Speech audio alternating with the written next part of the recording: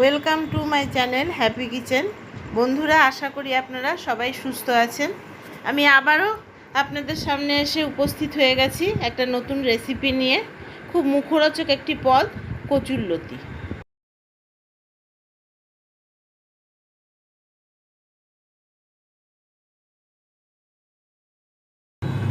এখানে আমার কচুর লতিটা মোটামুটি কাটা হয়ে গেছে।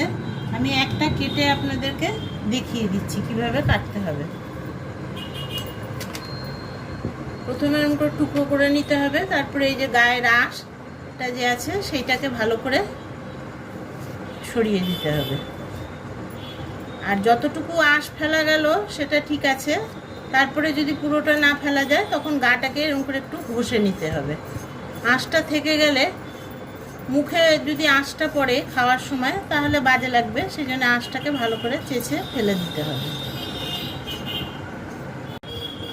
ডাঁটাটার গায়ে যে একটু উঁচু উঁচু মতন আছে এখানে সামান্য একটু চেঁচে নিতে হবে।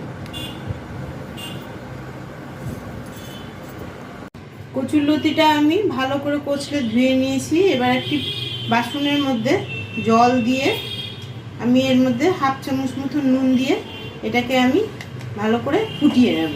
ফুটানোটা আমি 3 মিনিটের মতন আমি ফুটিয়ে নেব, তার বেশি না। গ্যাস ওভেন অন করে দিয়েছি। এবার এটাকে আমি 3 মিনিটের জন্য ফুটিয়ে নেব। ফোটানোর সময় এরকম ফেনা উঠে আসবে, সেই জন্য প্রথমে হাই ফ্লেমে দিয়ে জলটাকে ফুটিয়ে নিতে হবে। জলটা ফুটে আসলে পরে মিডিয়াম ফ্লেম করে এটাকে 3 মিনিট ফুটিয়ে নিলেই হয়ে যাবে। 3 মিনিট পরে আমি গ্যাসের ফ্লেমটা অফ করে দিয়েছি। এবার একটি স্ট্রেনারে এটাকে আমি ড্রেন করে নিচ্ছি। কচুর লতিটা আমার সেদ্ধ করে জল ঝরিয়ে নেওয়া হয়ে গেছে। আর এখানে আমার লাগছে, এখানে আমি হাফ চামচ লঙ্কার গুঁড়ো, চামচ বলতে 4 চামচের হাফ চামচ লঙ্কার গুঁড়ো, হাফ চামচ হলুদ গুঁড়ো, হাফ চামচ চিনি এবং হাফ চামচ নুন। নুনটা একটু বুঝে দিতে হবে, কারণ আমি যখন কচুর লতিটা সেদ্ধ করেছিলাম তখন আমি একটু জলের মধ্যে নুন দিয়েছিলাম। আর এখানে নিয়ে নিয়েছি, রান্নাটা করতে আমার লাগবে সর্ষের তেল, ফোড়নে লাগবে কালো জিরা, পেঁয়াজ কুচি আর একটা মিডিয়াম সাইজের টমেটো কুচি। এখানে আমি একটা মিডিয়াম সাইজের পেঁয়াজ কুচি করে নিয়েছি। লাগছে আমার এখানে সর্ষে এবং পোস্তর পেস্ট। আমি এখানে 4 চামচের 2.5 চামচ মতন পোস্ত, 1.5 চামচ মতন সর্ষে, 4-5 কোয়া রসুন আর এখানে 5টা মতন কাঁচা লঙ্কা পেস্ট করে নিয়েছি। এবার আমি লঙ্কার গুঁড়ো, হলুদের গুঁড়ো, নুন এবং চিনিটা এর সাথে মিশিয়ে দিচ্ছি। এবার এর মধ্যে আমি সর্ষে পোস্তর পেস্টটা দিয়ে দিচ্ছি। মিক্সার জারের মধ্যে আমি 1 চামচ মতন জল দিয়ে পুরো মশলাটাকে ভালো করে গুলিয়ে এর মধ্যে দিয়ে দিচ্ছি। এবার এতে আমি মেশাচ্ছি 3 টেবিল চামচ সরষের তেল।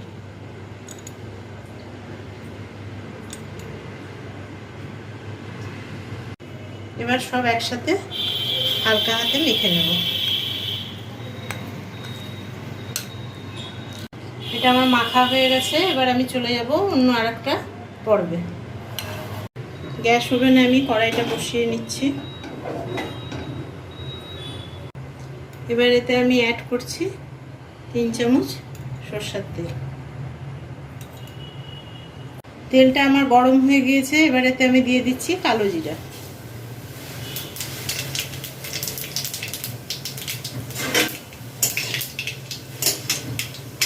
এবার এতে অ্যাড করছি আমি যে পেঁয়াজটা কুচিয়ে রেখেছিলাম সেটা।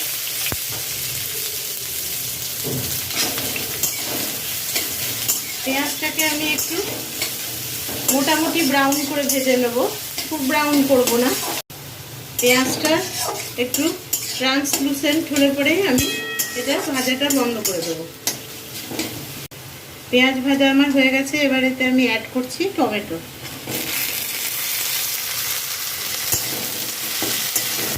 টমেটোটাকে আমি ভালো করে আগে ভেজে নেব পেঁয়াজের সাথে। এখানে একটা কথা বলে রাখছি, আমি এখানে পেঁয়াজ বা রসুন রান্না করছি।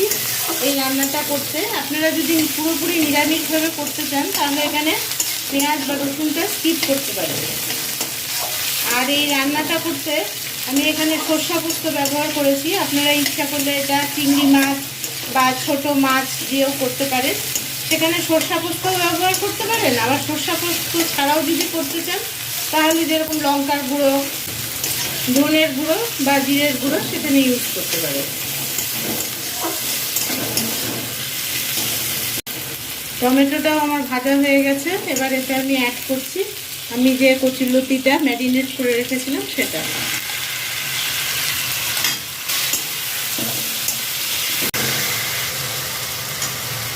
আমি যে বাটিটার মধ্যে ম্যারিনেট করে রেখেছিলাম সেই বাটিটা ধুয়ে সামান্য একটু জল দিয়ে দিচ্ছি। গ্যাসের ফ্লেমটা কিন্তু আমার এখন হাইয়েই আছে। এবার আমি এটাকে ভালো করে মিশিয়ে দিচ্ছি। প্রথমে আমি গ্যাসের ফ্লেমটা হাই রাখবো। এই জলটা শুকিয়ে আসলে তখন আমি মিডিয়াম ফ্লেমে করে দেব। আর রান্নাটা করতে কিন্তু বেশি নাড়ানাড়ি করা চলবে না, তাহলে একটা নালসা নালসা ভাব হয়ে যাবে। যেহেতু কচুর লতি একটু নাড়ানাড়িটা কম করতে হবে এখানে, সেই জন্য আমি এটাকে মিডিয়াম ফ্লেমে রেখে রান্নাটা করব। জলটা আমার অনেকটাই মেরে এসেছে। এবার আমি এটাকে মিডিয়াম ফ্লেম করে দিচ্ছি। এবার আমি আপনাদেরকে একটু নেড়ে দেখাচ্ছি। এরকম তলে একটুখানি ধরা ধরা মতন হবে, পুড়বে না কিন্তু একটুখানি কড়াইয়ের সাথে লেগে যাওয়া। এই রান্নার বৈশিষ্ট্যই হচ্ছে এটা, একটু ধরা ধরা মতন হবে, ওই জন্য মিডিয়াম ফ্লেমে করে রাখতে হবে। আর তাতে টেস্টটা দারুণ বেড়ে যায়। রান্নাটা যখন আমি বসিয়েছিলাম তখন আমি প্রথমে নেড়ে দিয়েছিলাম, মাঝখানে আমি 3 মিনিট পরে একবার নেড়ে দিয়েছিলাম, আর এই লাস্ট এখন আমি গ্যাস ওভেন অফ করে দেব, তার আগে একবার নেড়ে দিচ্ছি।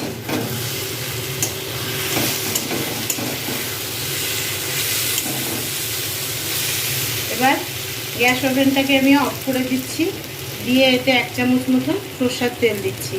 আপনারা হয়তো বলবেন এখানে আমি অনেকটাই তেল ইউজ করেছি। আসলে কচু জাতীয় জিনিস রান্না করতে গেলে পরে একটু তেল ঝাল যদি না হয় তাহলে ঠিক কচুর তো নিজস্ব কোনো টেস্ট নেই। তেল ঝাল মশলা এতেই তার টেস্ট বাড়ে, সেই জন্য আমি তেলটা এখানে একটু বেশি ইউজ করেছি। এবার এটাকে আমি ঢাকা দিয়ে 2 মিনিটের জন্য স্ট্যান্ডিং টাইমে রেখে দেবো। 2 মিনিট স্ট্যান্ডিং টাইমে রাখার পরে আমি একটি সার্ভিং বলে আমার রান্নাটাকে সার্ভ করে নিয়েছি। আপনারা ট্রাই করবেন, ট্রাই করে আমাকে জানাবেন কেমন লাগলো রান্নাটা। যদি ভালো লেগে থাকে তাহলে কমেন্ট করবেন এবং সাবস্ক্রাইব করবেন, আর পাশে থাকা নোটিফিকেশান বেলটা প্রেস করতে ভুলবেন না। নোটিফিকেশান বেলটা প্রেস করা থাকলে পরে আমার যে নতুন নতুন রান্নাগুলো আমি দেব আপনাদের কাছে, সেই রান্নাগুলোর নোটিফিকেশান চলে যাবে। Thank you.